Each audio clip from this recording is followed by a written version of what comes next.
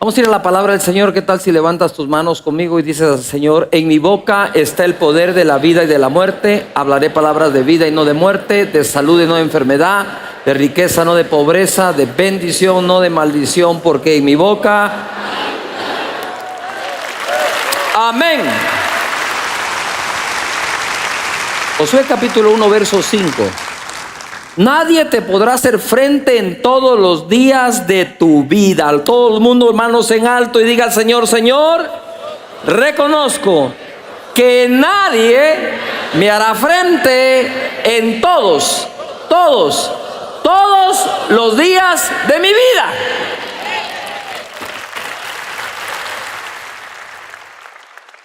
Como estuve con Moisés, estaré contigo, no te dejaré ni te desampararé. Esfuérzate y sé muy valiente, porque tú repartirás a este pueblo por heredar la tierra de la cual juré a sus padres que la daría a ellos. Muy bien.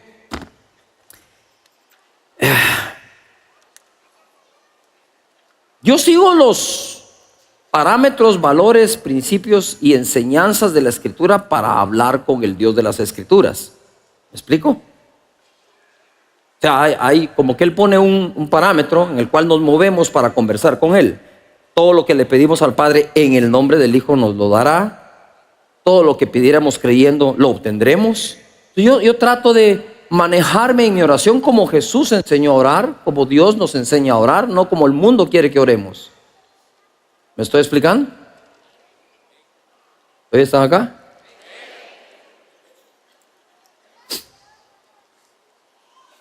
Entonces tengo mi manera de conversar, obviamente, con Él como mi Padre, que es Dios Todopoderoso. Pero pensar que Él es tu Padre sin saber cómo es Él, entonces, ¿qué Padre tenés? ¿Uno imaginativo, imaginario? ¿O alguien claramente definido en las Escrituras? Porque sabes mucho de Jesús, que es el Salvador, el Señor, el Espíritu Santo es el Consolador, pero el Padre es el Creador. Todo lo puede crear, así que todo lo puedes pedir. Amén. Pues entonces, si a mí me hubiera hablado Dios como le habló a José y me dice: hey Josué, esfuérzate y sé muy valiente, porque tú, todo el mundo grite: yo. Okay. Tú repartirás la tierra que yo juré que se la daría a tus padres. Ve que de al pelo. Yo le he dicho: espérame, Señor, espérame. ¿Quién juró que se las daría? Yo. Pues baja y dáselas. ¿Por qué le tengo que dar yo a todos lo que tú juraste que se los daría si no lo juré yo? ¿Qué tal si los dejo ahí y se van a su casa pensando? ¿Quién lo juró? ¿Pero quién lo tenía que repartir? Josué. Él anda buscando personas para cumplir lo que Él prometió. Y Él prometió bendecirte con abundancia y multiplicarte. Y Dios va a usar a alguien para que esa palabra que Él prometió se va a cumplir. Amén. Ahora eso es bonito cuando tú estás esperando que se cumpla en ti y que Dios use a un Josué para que te lo den. Pero ¿y qué tal si pensás, si tú eres Josué, que sos el que lo tiene que dar? O el que lo tiene que hacer. Porque Dios a lo largo de la historia ha respondido las oraciones de unos usando a otros. Mira lo que dice la palabra de Dios en Isaías capítulo 6. Después de que Isaías vivió un momento en el cual él descubre que es un hombre de labio inmundo, que habita en un pueblo de labios inmundos. ¿Te imaginas tú que no creo que exista peor falta o noticia que le den a un profeta que sus labios son inmundos? No sé si me estoy explicando. Porque siendo profeta es la voz de Dios, y ahora él viene a descubrir que tiene labios inmundos, que habita entre un pueblo de labios inmundos, se quiere morir. Por eso dice: ay de mí que estoy muerto, soy muerto, me voy a morir. Pero salió un ser del trono de Dios con un carbón encendido, tocó sus labios y le dijo: hoy es borrado tu pecado y quitala tu culpa. E inmediatamente después se oye una voz en el cielo que dice: ¿a quién enviaré por nosotros? Y el mismo profeta que se quería morir dice: heme aquí, envía a mí, envíame a mí.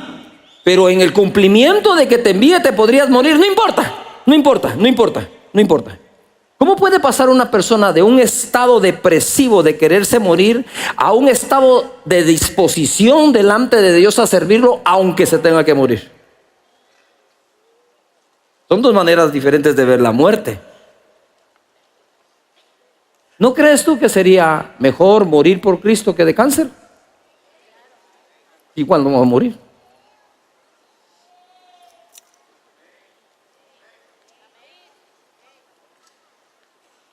Entonces acá tenemos nosotros a un profeta, todo el mundo diga fuerte, profeta, que está diciendo: ay de mí que soy muerto. Y aquí acto seguido dice: envíame a mí, estoy listo.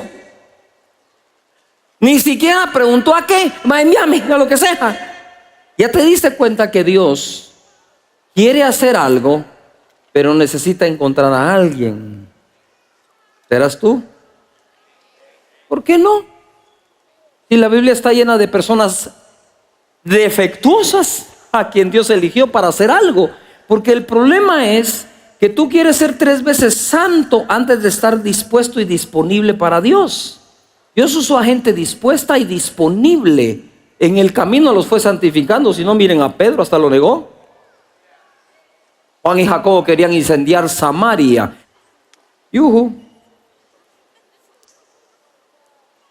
Moisés, la respuesta de Dios al clamor del pueblo esclavizado. Un pueblo esclavo clamaba por salir de esclavitud y Dios les contestó a través de Moisés. José fue la respuesta de Dios a un pueblo con hambre. Vio el hambre del pueblo y Dios usó a José. Gedeón fue la respuesta de Dios a un pueblo bajo opresión. El pueblo de los madianitas los saqueaban y les quitaban sus alimentos. Débora, respuesta de Dios como líder en tiempos difíciles. El profeta Samuel fue la respuesta de Dios a Israel que necesitaba dirección. Esther fue la respuesta de Dios para proteger a su pueblo, convirtiéndola en reina. Hechos capítulo 16 verso 9 leo: y se le mostró a Pablo una visión de noche. Un varón macedonio estaba en pie rogándole y diciéndole: pasa a Macedonia y ayúdanos. Pablo fue la respuesta a la oración de los macedonios. Pedro fue la respuesta a la oración de Cornelio. Cuando tú estás haciendo oraciones a Dios, de pronto Dios te contesta la oración y normalmente te la contesta a través de alguien. Señor, necesito empleo. Recibes una llamada telefónica y te dicen: mira, estaba pensando en ti porque tengo necesidad de este puesto, lo puedes cubrir tú. ¡Ay, Dios contestó mi oración!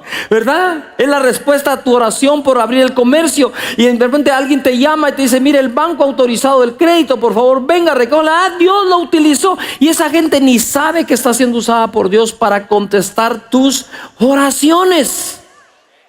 Y cada vez que encuentres una oración contestada por Dios por medio de alguien, deberías de vivir eternamente agradecido con ese alguien, y no solo con Dios y con el alguien.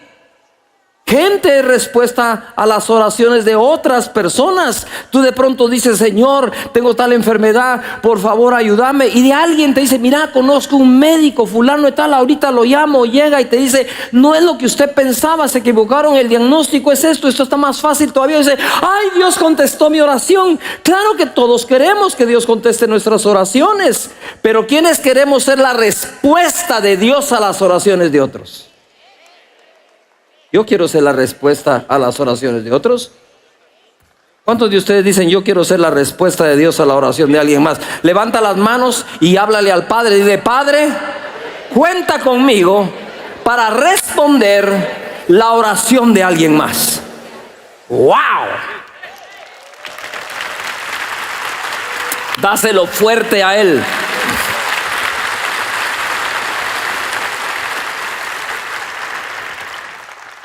Pero cuando vivimos sumergidos en una burbuja de egoísmo, no no nos queremos prestar a ser la respuesta de nada para nadie.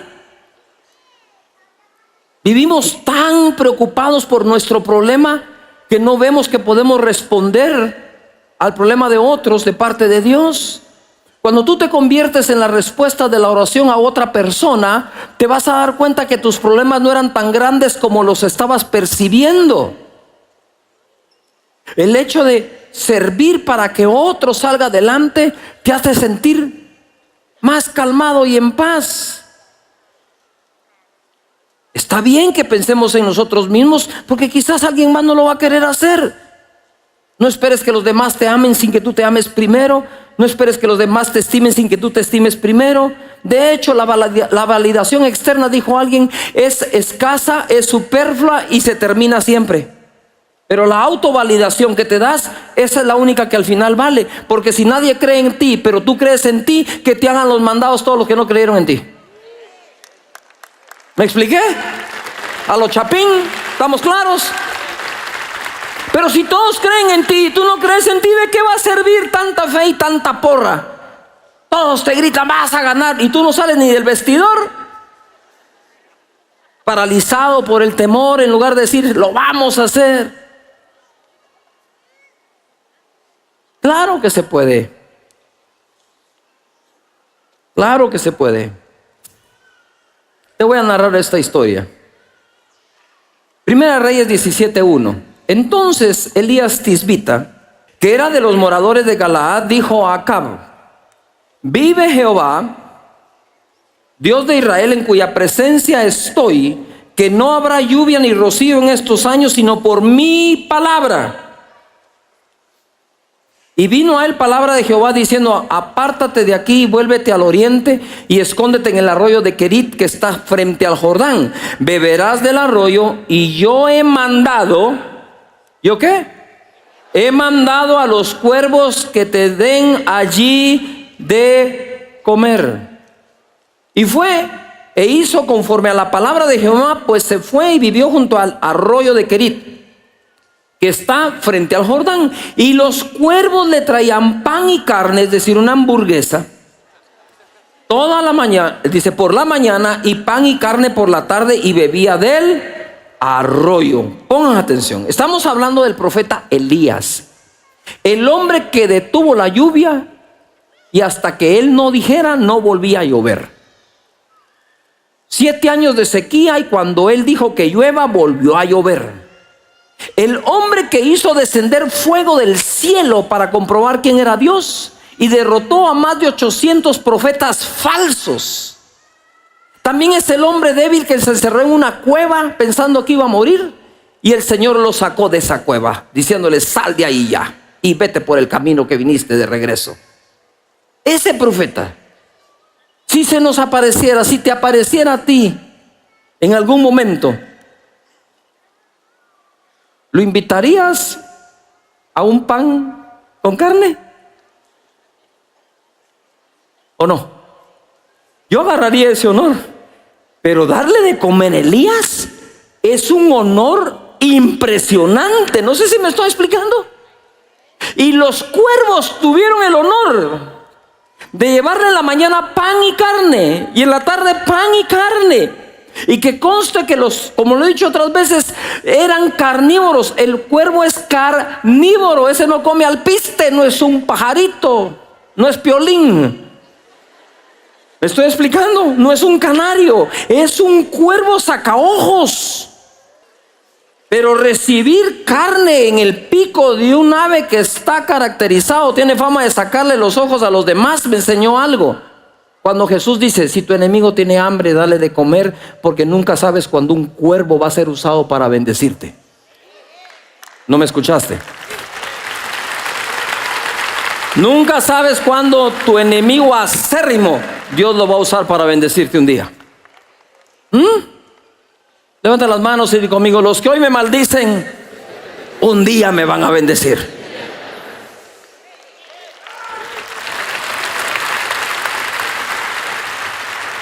Ahora, debe haber sido, yo no sé qué hubiera sentido el cuervo, ¿verdad? Yo, cuervo, carne para el profeta.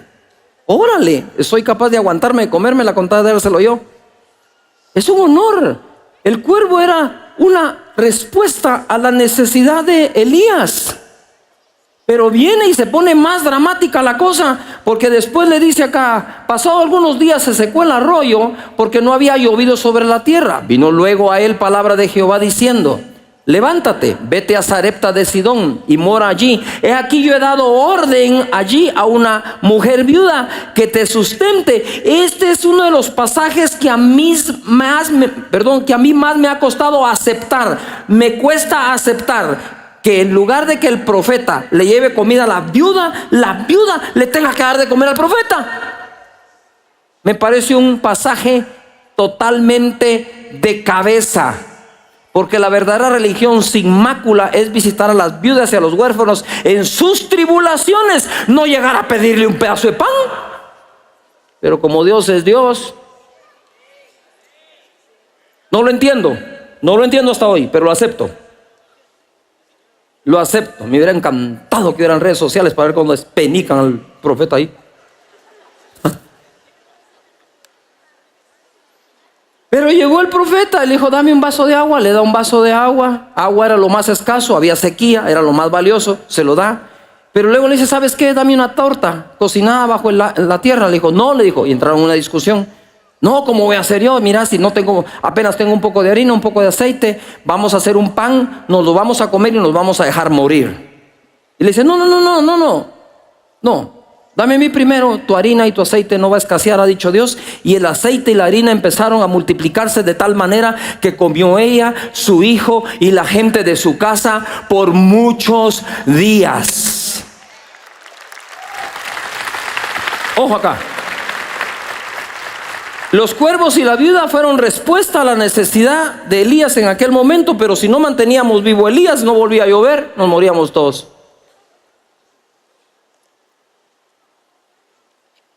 ¿O no? Ok, pero ahora se pone más bonito todavía. Porque ¿en qué momento Dios le dio la orden a la viuda si no se registra? La viuda no dijo: tú eras el hombre que Dios me mostró en sueños. Ahora que te veo entrar, justo la barba, el recorte que Dios me dijo, la túnica que debías vestir, hasta las sandalias, si eres tú, si yo sí te lo voy a dar, porque una noche Dios me habló y me dijo: cuando este hombre venga le vas a hacer una torta de pan. No se registra cuando le dio la orden, pero algo saltó dentro de ella para hacerlo. Algo saltó en los cuervos para obedecer, pero tampoco se registra cuando dio la orden. ¿Qué pasó aquí? Lo que está en Filipenses 2:13. Porque Dios es el que en vosotros produce el querer como el hacer por su buena voluntad. ¿Qué es lo que quiero decir? Es que para hacer tú la respuesta a las oraciones de otras personas, no necesitas que Dios te hable. Él ya te habló y no lo sabes. Pero cuando dentro de tu interior te nace el querer y te nace el hacer, lo más seguro es que Dios lo puso adentro y no lo resistas. De esa manera nos vamos convirtiendo en las personas que somos respuestas a las oraciones de otras más.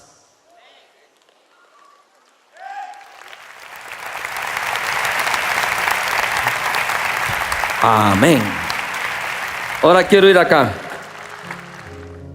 Mateo capítulo 9, verso 36. Antes de leerte este verso, en el 35 se narra que Jesús empezó a sanar todas las enfermedades del pueblo.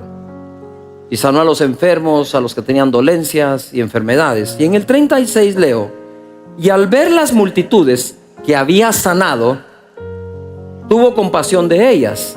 Es extraño que no dice que tuvo compasión, aunque seguro la tuvo antes de sanarlos, sino la compasión le llegó cuando, estando sanos, estaban dispersos y sin pastor.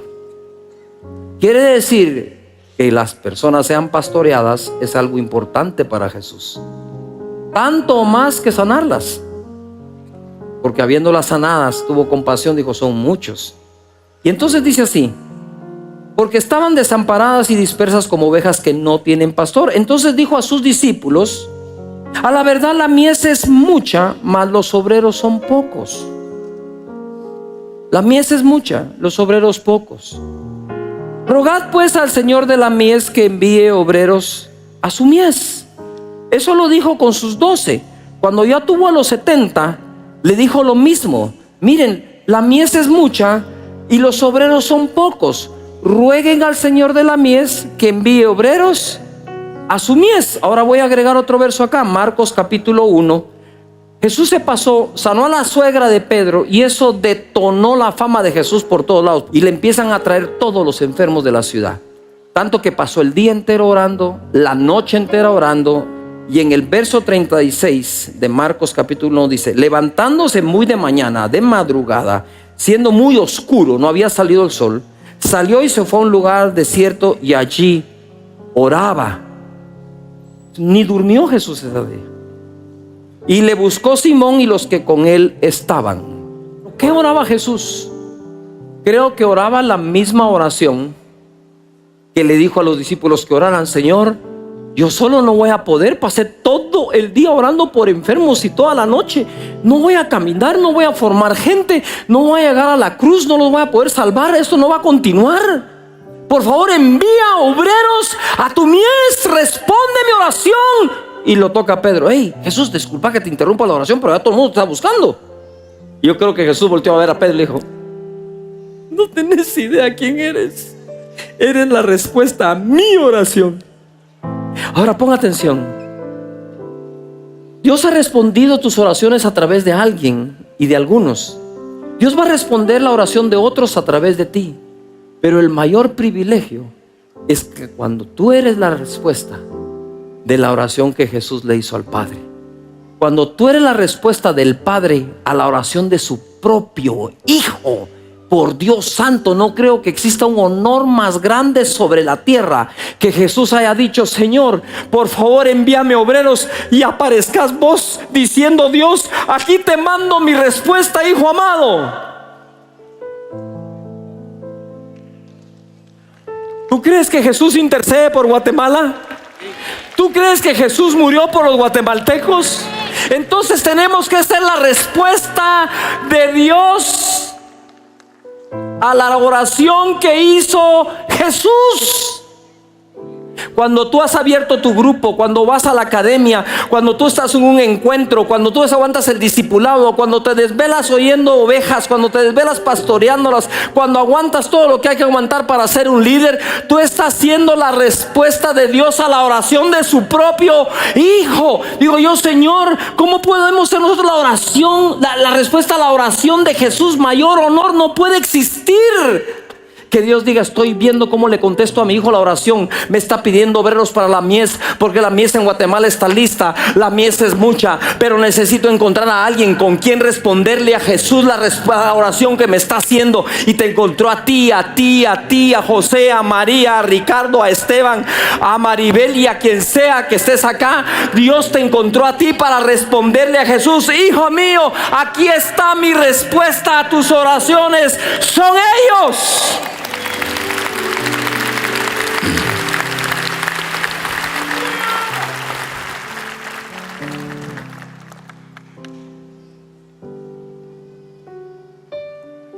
Tenés dos alternativas: llegar al cielo, de donde ya no hay regreso, porque todo el mundo se enfoca al infierno. No se trata de que tengas miedo de no ir al infierno, se trata que estés ilusionado por estar en el cielo. Que no sea el diablo el que te convenza de ir al cielo, ni las llamas del infierno. Que sea el querer vivir eternamente con Jesús lo que te convenza de ir al cielo. Y cuando estás allá en el cielo, tú podés llegar y decir: bueno, no conozco a nadie. O puedes decir: aquella están aquí porque yo les hablé. Gloria a Dios.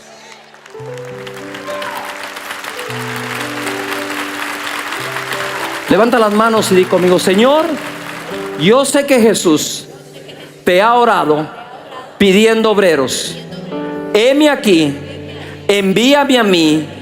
Yo soy la respuesta tuya a la oración de Jesús. Amén. Pues ponga atención.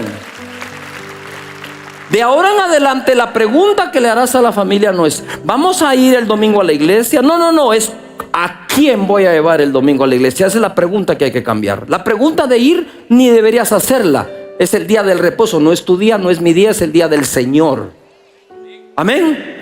Entonces la pregunta no es voy a ir, la pregunta es ¿con quién voy a ir? ¿A quién voy a llevar?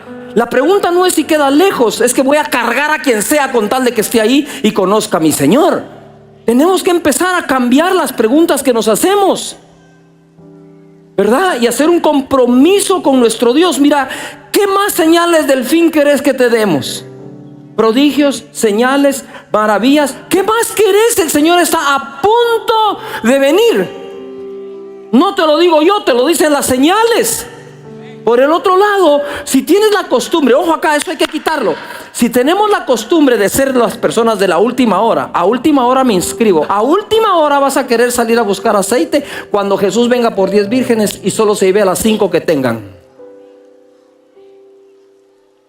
Porque si tu patrón de conducta es de la última hora, ya tenés la respuesta al día del arrebatamiento.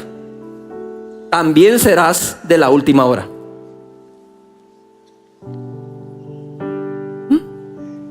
Cuando suene la trompeta, no vas a decir: no, que suene más, porque todavía no la he oído. Ay, no la oí, que la vuelvan a sonar, porfa. Porque si tu conducta es esta, a última hora te vas a inscribir al colegio de los niños, a última hora te inscribís en la universidad, a última hora te metes a la academia, a la última hora te metes aquí, a la última hora, ¿qué te dice eso? ¿Eres de las 5 sensatas o de las insensatas? Por tu conducta tienes que concluir quién eres. Pero cuando tú estás buscando a Dios, de verdad oyes a Dios en cualquier lugar y a través de cualquier persona que Dios te mande. Quiera Dios que hoy lo estés oyendo a través de mí,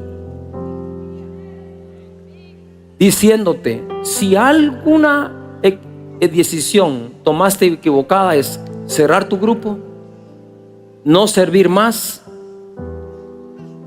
porque tú fuiste un día la respuesta de Dios para Jesús. Y la pregunta es si Dios cuenta de nuevo contigo para responderle a Jesús: he aquí un obrero por los que me estás rogando. Porque no dice pidan, dicen rueguen al Señor de la mies. Rueguen. Jesús rogaba. Nosotros todos mirando a cara descubierta, porque Moisés se ponía un manto cuando entraba a la presencia de Dios. Pero una vez vino Jesús, nos quitó el velo y podemos ver a cara descubierta. Ponga atención. ¿A cara qué? Descubierta. Como en un espejo, la gloria del Señor. En un espejo. Somos transformados de gloria en gloria en la misma imagen, como por el Espíritu del Señor. La palabra somos es clave acá. No dice seremos y no dice fuimos. Y dice después de gloria en gloria. Quiere decir que nuestra transformación sucede continuamente mientras nos exponemos a su gloria. Levanta las manos y digo fuerte: mi transformación sucede continuamente mientras me exponga a su gloria. Ahora bien, esta mañana, tal vez por eso logré discernir un poco. Dice 2 Corintios que Pablo tenía un aguijón que le pidió al Señor 3 veces que se lo quitara. Le dijo: que te baste mi gracia. En otras versiones dice: mi amor debe ser suficiente para ti. Porque a mi poder le place reposar sobre tu debilidad. ¿Qué quiere decir? Que no tenés que esperar a no tener ninguna debilidad para exponerte a su gloria. Todo lo contrario. Tu debilidad te dice, te urge exponerte a su gloria. No te preocupes por tu debilidad, enfócate en su gloria. Y somos transformados y vemos en un espejo que la gloria del Señor. Y esto se los voy a decir aquí solo entre familia. Yo le pido a Dios que haga resplandecer su rostro sobre mí y sobre nosotros. Voy a dar 2, 3 versos. Prodigios. Lo que sí puedo, los prodigios. Suceso extraño que excede los límites regulares de la naturaleza. Se incluyen maravillas y milagros dentro de los que prodigios, algo que excede lo que la naturaleza ha hecho. A esa palabra también se sujetan los prodigios humanos. No sé si me explico. Cuando nadie había hecho un edificio de 100 pisos y alguien lo hizo, eso fue catalogado como un ¿qué? Prodigio. Y luego otros dijeron, es posible, hagamos uno nosotros también. Ahora ya van a saber a por dónde. ¿Me estoy explicando? Ahora bien, Segunda de Crónicas 5, 11, 14. Cuando los sacerdotes salieron del santuario, porque todos los sacerdotes que se hallaron habían sido santificados y no guardaban sus turnos, y los levitas cantores, todos los de Asaf, los de Hermán y los de Jedutum, juntamente con sus hijos y sus hermanos, vestidos de lino, estaban con címbalos y salterios y arpas al oriente del altar, y con ellos 120 sacerdotes que tocaban trompetas. Digan este número fuerte, por favor: 120. Cuando sonaban pues las trompetas y cantaban todos a una para alabar y dar gracias a Jehová, y a medida que alzaban la voz con trompetas y címbalos y otros instrumentos de música, quién sabe cuáles. Ay, Jesús. Y alababan a Jehová diciendo, porque Él es bueno, porque su misericordia es para siempre.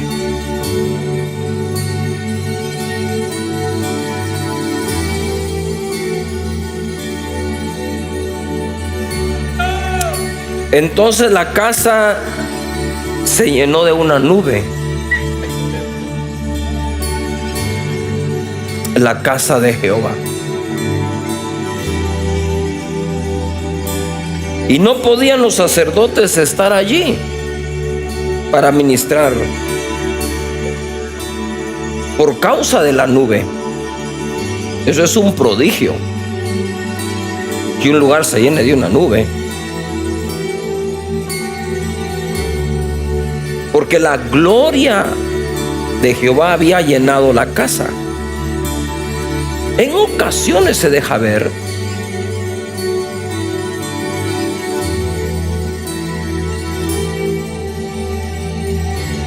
En la NBI dice, por causa de la nube, del prodigio, los sacerdotes no pudieron celebrar el culto.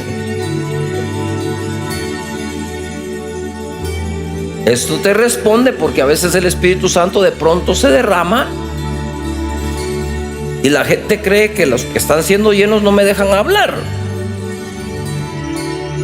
Este asunto que se llama mensajito, WhatsApp, iMessage, whatever, lo que sea, sí tiene la capacidad de interrumpirte todo, y el Espíritu Santo no la va a tener. ¿Esto sí te puede interrumpir? Esto interrumpe tu conversación en casa, tu conversación con tus hijos, y no lo reprendes. ¡Yujú! En casa de Dios el Espíritu Santo siempre se ha derramado cuando Él quiera, como Él quiera, donde quiera, a la hora que quiera, sobre quien Él quiera. No tengo ningún problema con eso. Es más, yo preferiría que se derrame Él y yo no tenga que hablar nada. Más fácil así todavía.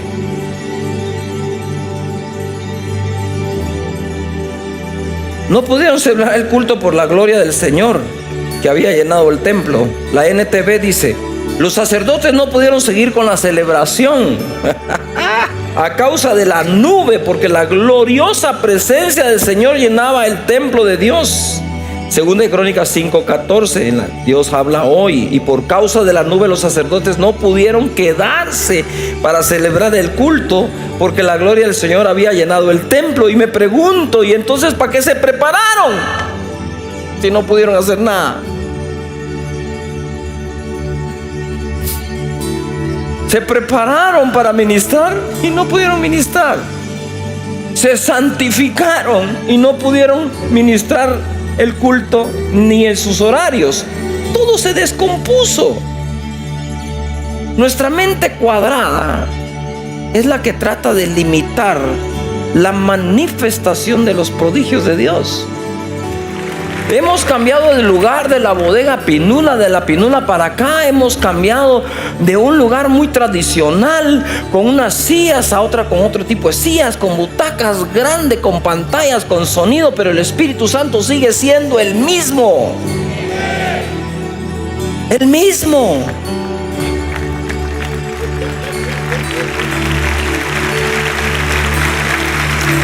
Si el Espíritu Santo se deja de derramar porque cambió el estilo musical, entonces no hubiéramos pasado del libro de Hechos, jamás. No hubiera llegado aquí.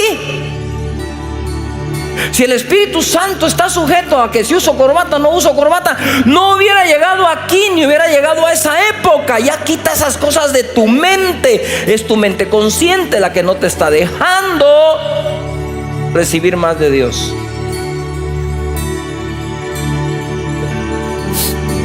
Se les descompuso el culto a los sacerdotes. Y también a Pedro, Hechos 10:44. Mientras aún hablaba Pedro estas palabras, mientras hablaba, todo el mundo diga fuerte, mientras hablaba, el Espíritu Santo cayó sobre todos los que oían el discurso. Y los fieles de la circuncisión que habían venido con Pedro se quedaron atónitos de que también sobre los gentiles se derramase el don del Espíritu Santo.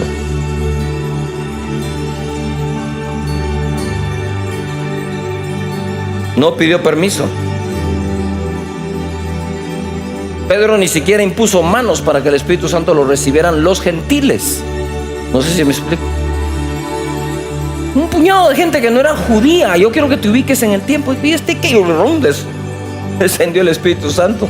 Y entonces Pedro dijo, bueno, ¿qué impide que estos sean bautizados en agua?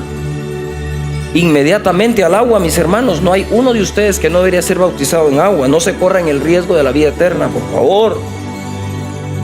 En Hechos, después de que persiguieron a la iglesia, en el verso 29 dice, y ahora, Señor, mira sus amenazas y concede a tus siervos que con todo de nuevo hablen tu palabra, mientras extiendes tu mano para que se hagan sanidades y señales. ¿Y qué? Y prodigios mediante el nombre de tu santo Hijo Jesús. Cuando hubieron orado, el lugar en que estaban congregados tembló. Nosotros lo leemos en pasado, pero si tú te ubicas en ese momento, ¡qué susto! A mí me hubiera dado miedo. ¿Cuántos de ustedes le tienen miedo a los temblores? Que cuando medio tiembla algo ya están gritando, saliendo, corriendo. No sé si me estoy explicando. Miran una persona que está temblando de goma y ustedes se asustan. Y fueron todos llenos del Espíritu Santo y hablaban con de nuevo.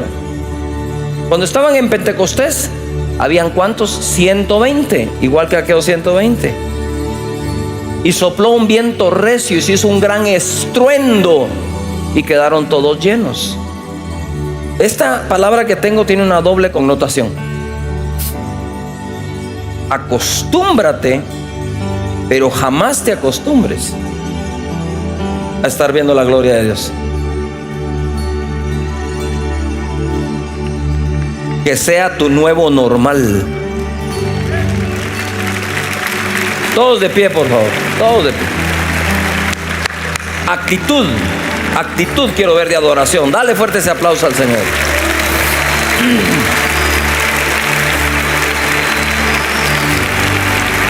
Anoche meditando en el tema de hoy, creo que Dios me dio un mensaje que para mí es muy importante. Y le he puesto por título el amor y la influencia de las madres.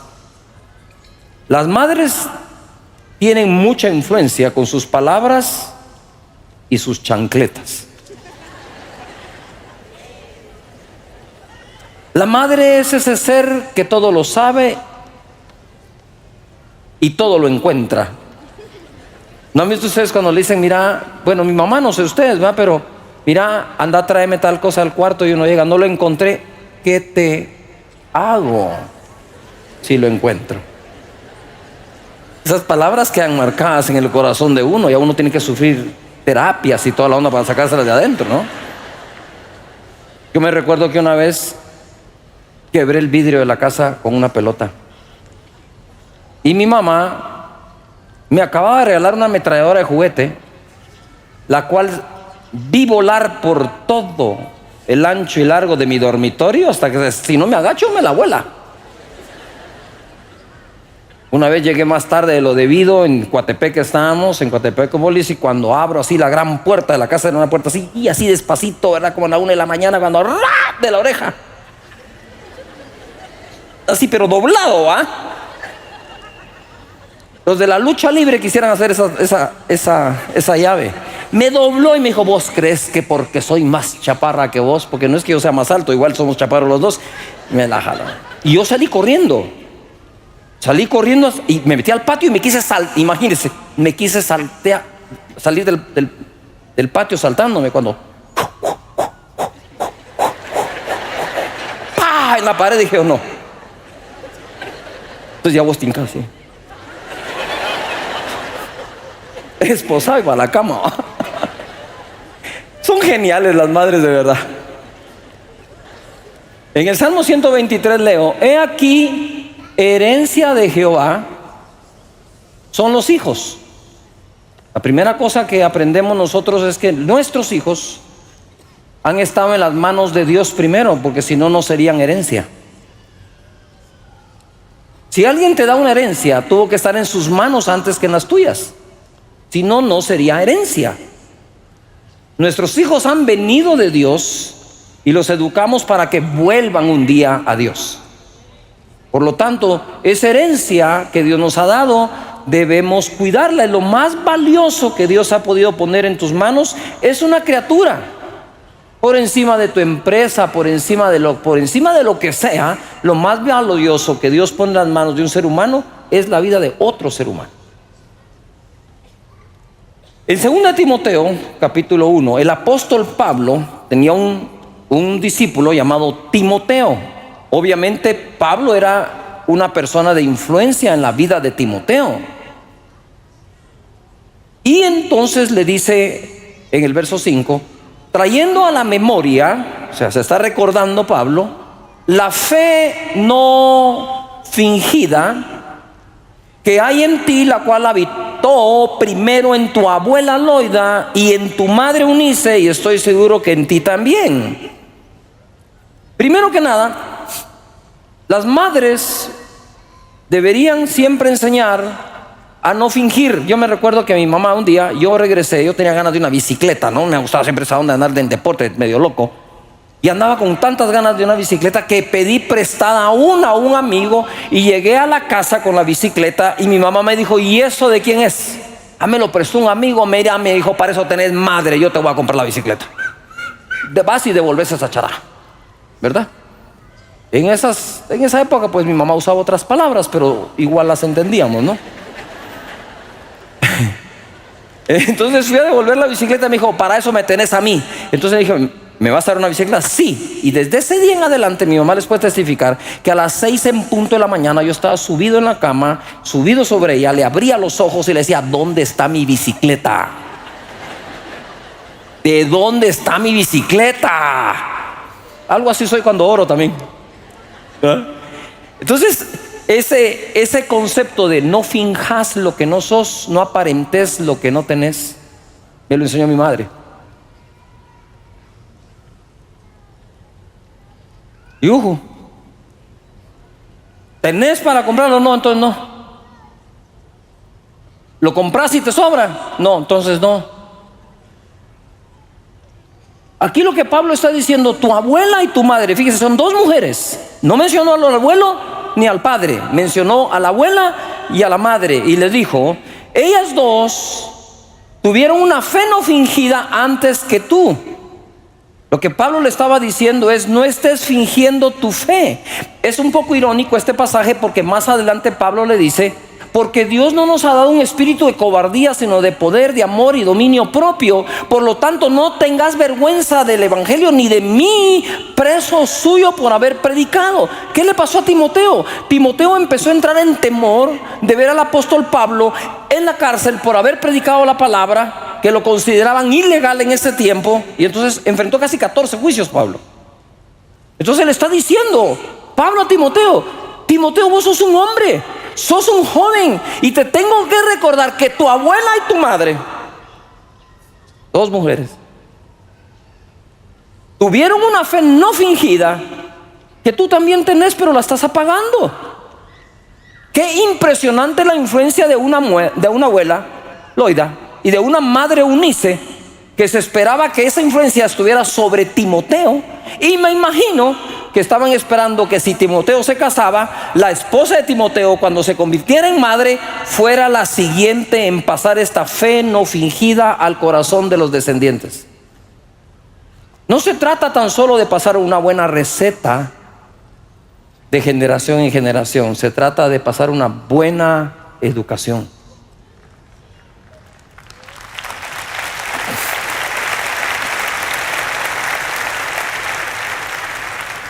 Y hoy voy a hablar de 4 mujeres, cómo ejercieron influencia y amor sobre sus hijos. La primera está en Hebreos capítulo 12, verso 15. Les voy a leer el pasaje de lo que ocurrió y luego les narro la historia de la mamá. Mirad bien, no sea que alguno deje de alcanzar la gracia de Dios, eso ya está muy serio, que brotando alguna raíz de amargura os estorbe y por ella muchos sean contaminados. No sea que haya algún fornicario o profano como Esaú, que por una sola comida, que dicho sea paso eran lentejas, vendió, ¿qué hizo? ¿Qué hizo? Vendió su primogenitura. Por lo tanto, la primogenitura, la bendición, ya no le pertenecía a él. ¿Le pertenecía a quién? A Jacobo, su hermano. Porque ya sabéis que aún después, deseando heredar la bendición, la del primogénito, porque al final también recibió bendición, fue desechado y no hubo oportunidad para el arrepentimiento, aunque la procuró con lágrimas. La historia nos narra que Esaú, siendo el hijo primogénito de Isaac, teniendo la bendición del primogénito, la intercambió, la vendió por un plato de lentejas a su hermano Jacob. Entonces, ¿ahora a quién le correspondía ser bendecido como primogénito? Pregunto. A Jacob. Pero cuando llegó el momento de la muerte de Isaac, la madre, ¿verdad? Rebeca estaba oyendo cuando Isaac le dijo a Esaú: sal de cacería y quiero que me traigas algo para que me hagan un plato que pueda comer, y te voy a bendecir porque estoy a punto de partir.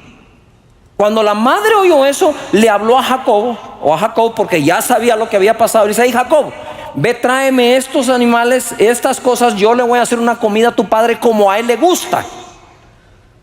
Y cuando le hace, le dice: ahora ve, sírvesela, ponte las ropas de tu hermano Esaú y que te bendiga a ti, porque ella sabía que su hijo primogénito había faltado a la dignidad de tener la bendición del primogénito, y que Jacob ahora era el bendecido. Entonces viene y lo manda a que se disfrace y que se ponga, impuso piel de cabrita porque Esaú era velludo. Y entonces el papá, al tocarlo, era: sí, si es Esaú, y lo va a bendecir. Pero Jacob fue un hombre tan noble que le dijo: madre, yo no puedo hacer una cosa así, porque voy a acarrear una maldición para mi vida. Y la madre se arriesgó diciendo: si hay alguna maldición por esto, que me caiga a mí. Pero ella sabía que no iba a ser maldecido o maldito, porque Dios también conocía la historia de que la primogenitura. En caso, Jacob nunca le contó a su padre que su hermano lo había defraudado vendiendo la primogenitura, ¿Qué es lo que quiero decir? Es que al final bendijeron a Jacob primogénito y a Esaú le tocó otro tipo de bendición, no la del primogénito tal como debería ser.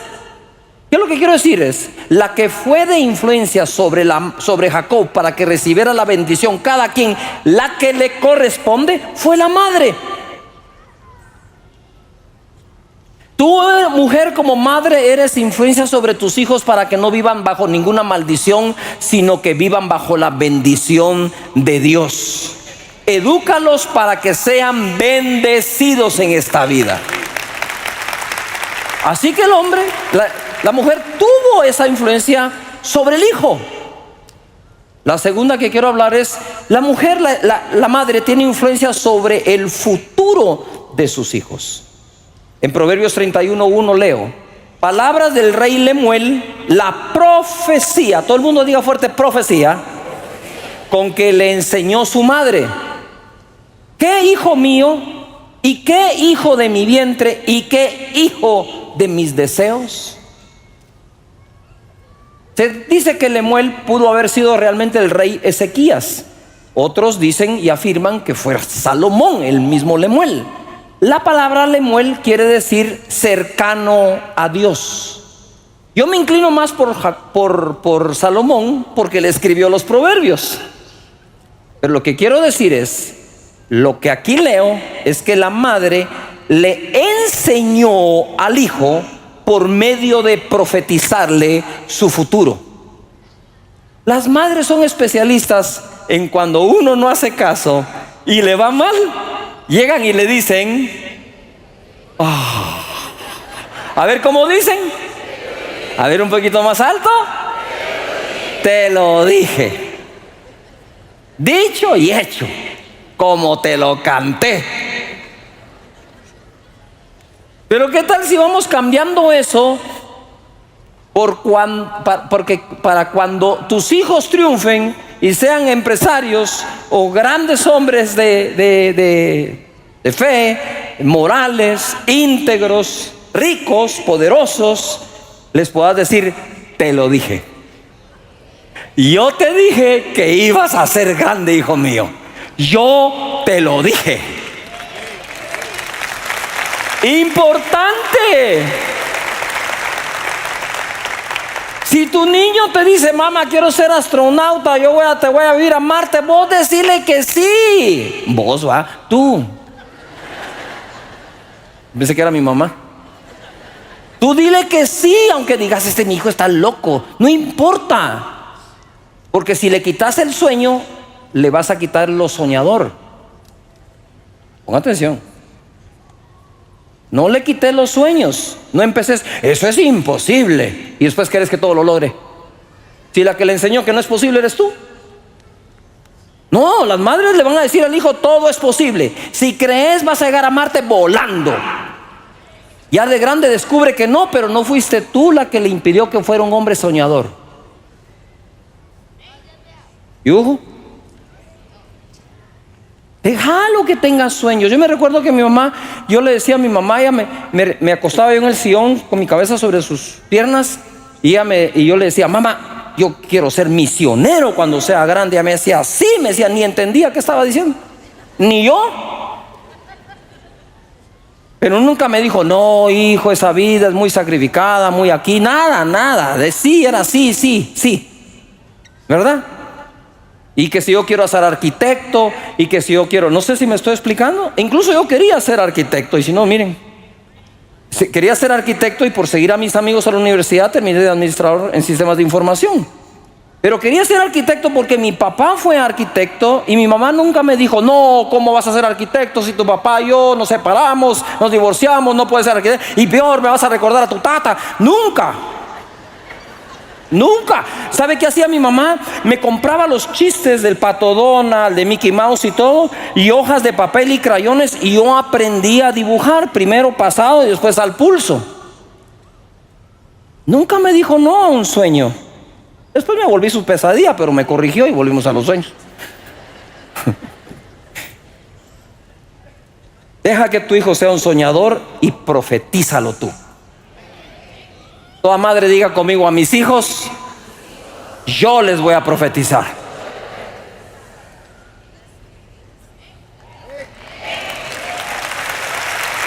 También la madre tiene influencia sobre las acciones y los tiempos de sus hijos. Juan capítulo 2, verso 1 leo: al tercer día se hicieron unas bodas de Caná de Galilea, y estaba allí la madre de Jesús, María.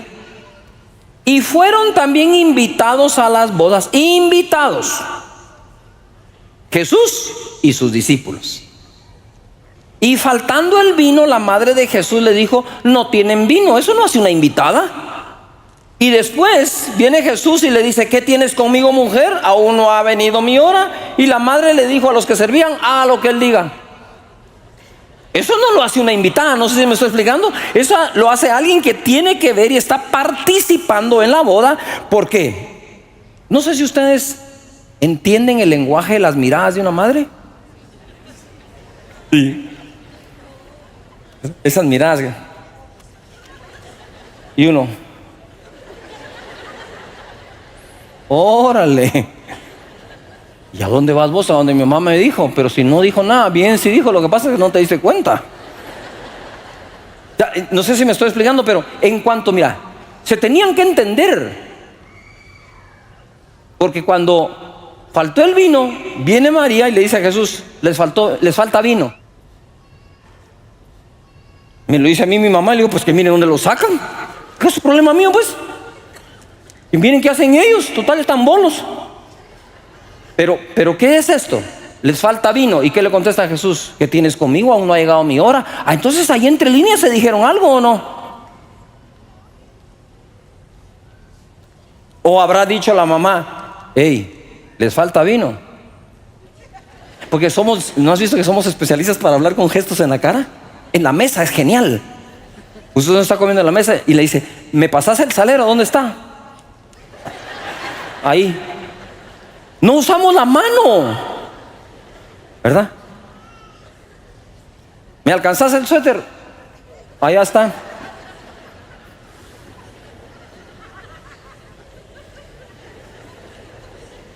Así que yo no sé cuál fue el gesto de María para que le contestara a Jesús: no ha llegado mi hora. Ni discutió. Le dijo a los demás: hagan lo que él dice. Y el otro dijo: como que sí, ya llegó mi hora, pues de plano. O sea, María usó la influencia que tenía como madre sobre un hijo para decirle: sí, hijo, ya llegó tu hora, manifestate. Este es el momento que estábamos esperando. Yo te lo confirmo, ya es tiempo. Convirtió el agua en vino y la vida de Jesús cambió para siempre.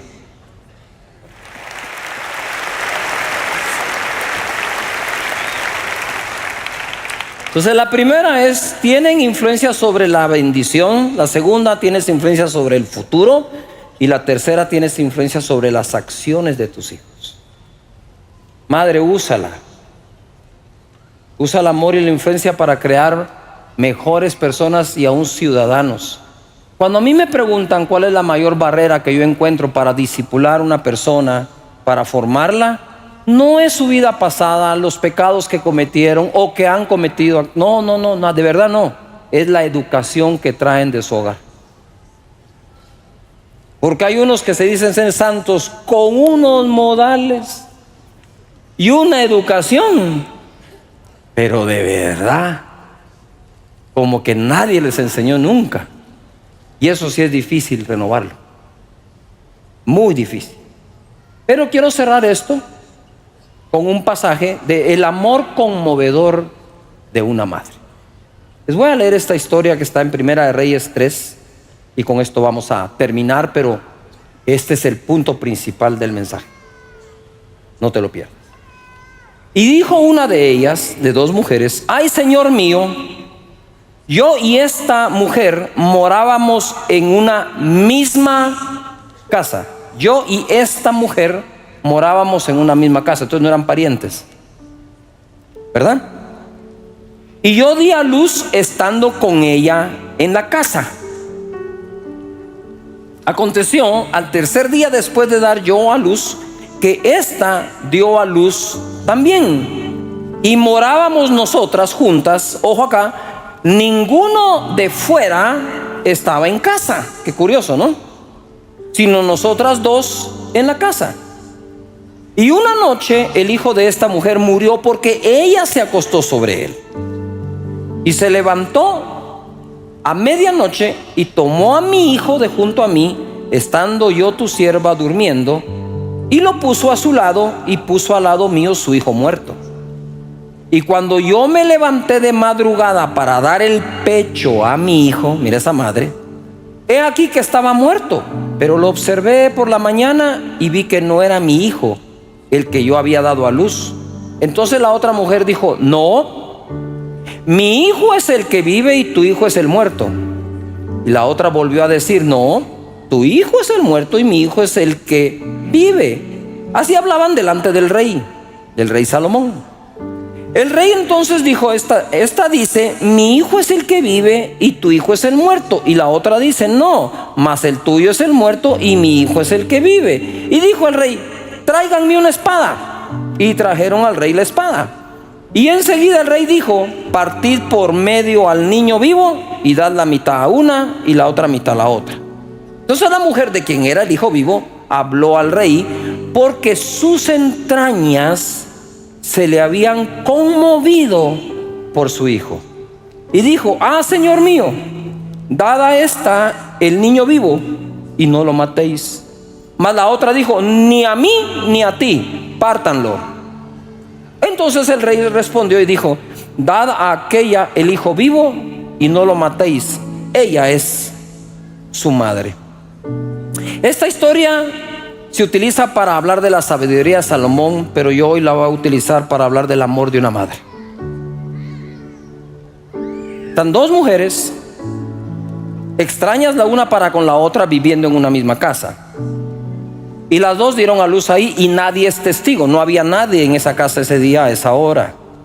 Entonces cuando la madre da a luz y la otra se recuesta sobre su hijo y lo mata sin querer, entonces intercambia el hijo. Y la otra madre, siendo de madrugada, se levanta a darle el pecho a su hijo. ¿Sí? Y cuando dicen partan al niño, la madre dice: no, no, no, désenlo a ella, porque tuvo ese entrañable amor por ese bebé. Y la otra dijo: no, pártanlo, la mitad para cada una. Y Salomón dijo: no, ya sé quién es la madre, por el amor que le tiene al niño.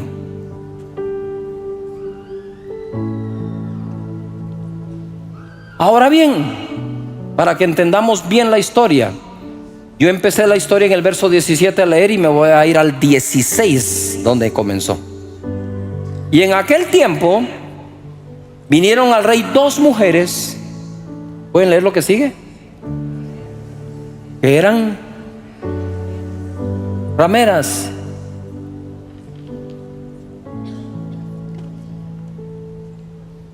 Y prestaban el servicio sexual y vendían o alquilaban su cuerpo.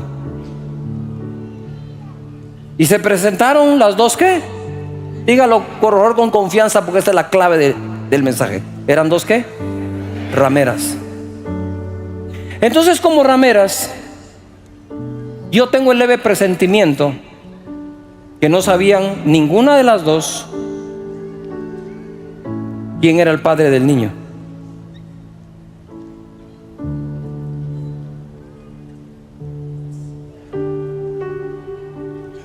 Pero una de ellas, sin importarle quién era el padre y sin importarle de qué manera concibió al hijo, se levantaba a dar de mamar en la mañana. Pudo haber dicho con corazón amargado: esto me pasa por la profesión que tengo, por el oficio que ejerzo, por el servicio que doy, por ser una ramera. Y siendo una ramera, ¿qué quiero yo con este niño si ni siquiera sé quién es el padre? ¿Para qué lo voy a tener? ¿Para qué le voy a dar de mamar? ¿Para qué lo voy a cuidar? Más bien, cuando intercambiaron el hijo, voy a haber dicho: wow, de la que me salvé. Ya no tengo hijo, que se quede ella con él, no importa, ¿verdad? Vámonos. Ya salí de este problema en el que me metí, porque era un problema, ¿no? Pero una madre es madre. No importa si concebiste a tu hijo antes del matrimonio, durante el matrimonio, fuera del matrimonio, después del matrimonio, eres una madre. Y eso es lo que más me impresiona, que aquí el ejemplo lo está poniendo una ramera.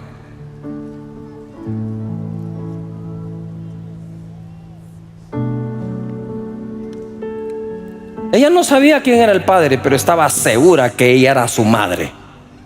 Y no lo iba a abandonar, no lo iba a dejar, lo iba a educar. Yo estoy seguro que iba a procurar salir de ese trabajo en el futuro, abrirle un mejor futuro a su hijo. No importa.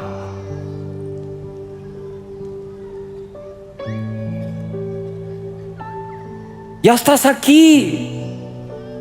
Si Dios te dejó nacer es porque Él quería que nacieras, porque tiene un propósito para tu vida. Y madre, si Dios permitió que ese niño se formara en tu vientre, no tengas la menor duda que Dios lo va a bendecir y lo va a sacar adelante. Esta madre, siendo lo que era, fue a pedir justicia para su caso.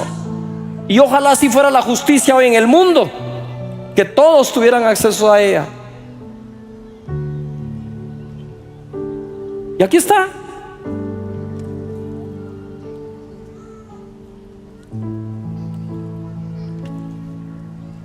Madres,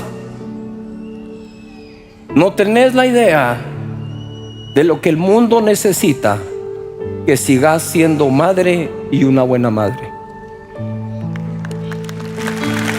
Las necesitamos.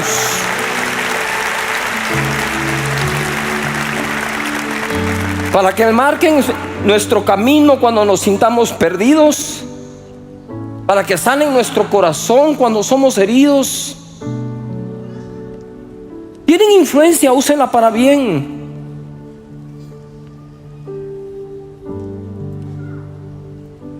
Esto no lo dije en la primera reunión, lo voy a decir en esta. Mujeres,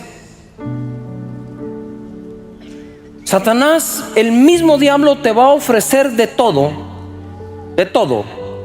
realización, profesión, estatus, riqueza, comodidad, con tal de que le entregues a tus hijos.